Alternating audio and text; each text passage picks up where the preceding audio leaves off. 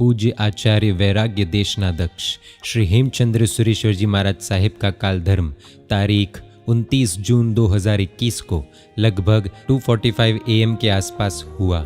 सामान्य आत्मा नहीं थे। इन्होंने जिन शासन के लिए क्या अद्भुत कार्य किया है, आइए देखते हैं। आज से तकरीबन 70 साल पहले की बात है। सिद्धांत महोदधि आचार्य देव प्रेम सुरेश्वर जी महाराज साहिब का चारित्र जीवन देखकर अनेक युवानों ने वैराग्य पाकर दीक्षा ग्रहण की थी। उनमें से एक थे हीरा भाई। उनकी सगाई हो चुकी थी, लेकिन पूज्य प्रेम सुरेश्वर जी महाराज साहिब को मिलने के बाद वैराग्य की ज्योति नहीं, ज्वाला ही प्रगटी और उन्होंने दीक्षा का स्वीकार किया। उनके पीछे पीछे उनकी फियांसी यानी मंगेतर ने भी दीक्षा का अंगीकार किया। हीरालाल बने मुनि हेमचंद्र विजय जी। पूज्य प्रेमसुरी दादा ने उनको 6 कर्म ग्रंथ और कम्मपयड़ी की पढ़ाई करवाई। मुनि शास्त्रों के अभ्यास में इतनी सख्त मेहनत करते थे कि प्रेमसुरी दादा बोलते थे कि आज हेमचंद्र ने 2 प्रतिक्रमण एक साथ किए। जब साधु इसका अर्थ नहीं समझ पाते थे, तब प्रेमसुरी दादा क्लियर समझाते थे कि आज शाम का प्रतिक्रमण करने के बाद 7 से 8 बजे से लेकर सुबह 4 बजे तक हेमचंद्र ने कर्म ग्रंथों का स्वाध्याय किया है। 1 सेकंड भी नींद लिए बिना 8 घंटे रात को सतत रिवीजन किया है। सब मुनियों को आश्चर्य होता, बहुमान होता। मुनि हेमचंद्र विजय जी सिर्फ ज्ञानी ही नहीं थे, ज्ञान के साथ साथ महावैराग्य भी थे। पहले से ही उनका शरीर वीक था। छोटी बड़ी बीमारी उनके शरीर को बार बार घेर लेती थी।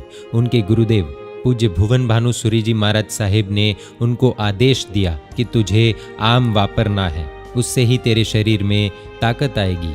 मुनिवर ने नम्रता से कहा कि गुरुदेव मुझे तो आम की बाधा है। गुरुदेव ने कहा भले, लेकिन मेरा आदेश है, तुझे अपवाद के रूप में आम वापरना ही है। गुरुदेव का आदेश तो शिष्य के लिए पत्थर की लकीर होती है। हेमचंद्र विजय जी भी गुरुदेव को संपूर्ण समर्पित ही थे, लेकिन उनके हृदय में भरा हुआ वैराग्य उनको आम खाने से रोक रहा था। एक तरफ वैराग्य का रंग, दूसरी तरफ समर्पण का रंग। क्या करना? आखिर मुनिवर ने रास्ता निकाला। पूज्य गुरुदेव श्री भुवन भानु सूरी जी हाईकोर्ट के स्थान पर थे और पूज्य प्रेम सूरी दादा सुप्रीम कोर्ट के स्थान पर थे। मुनिवर प्रेम सूरी दादा के पास गए, गिड़गिड़ाए, आम खाने से बचाने की विनंती की। उनका घोर वैराग्य देखकर आखिर प्रेम सूरी दादा को आदेश करना पड़ा कि मुनि हेमचंद्र को आम नहीं खिलाना।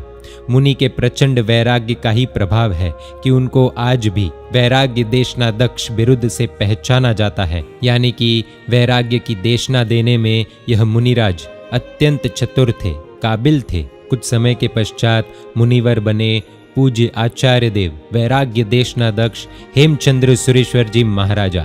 आगमों की रक्षा के लिए, जैन शास्त्रों की रक्षा के लिए उन्होंने एक अद्भुत कार्य किया है।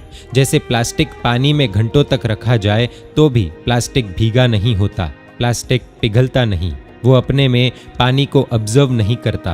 वैसे ही जो कागज़ घंटों तक पानी में रखे जाने के बावजूद भी भीगे नहीं होते, ऐसे कागज़ों पर पूज्य श्री ने आगमादि ग्रंथ छपवाए हैं, और वो भी ऐसी इंक से कि कम से कम 700 साल तक यानी 700 ईयर्स तक ये ग्रंथों को कोई हानि नहीं पहुंचे।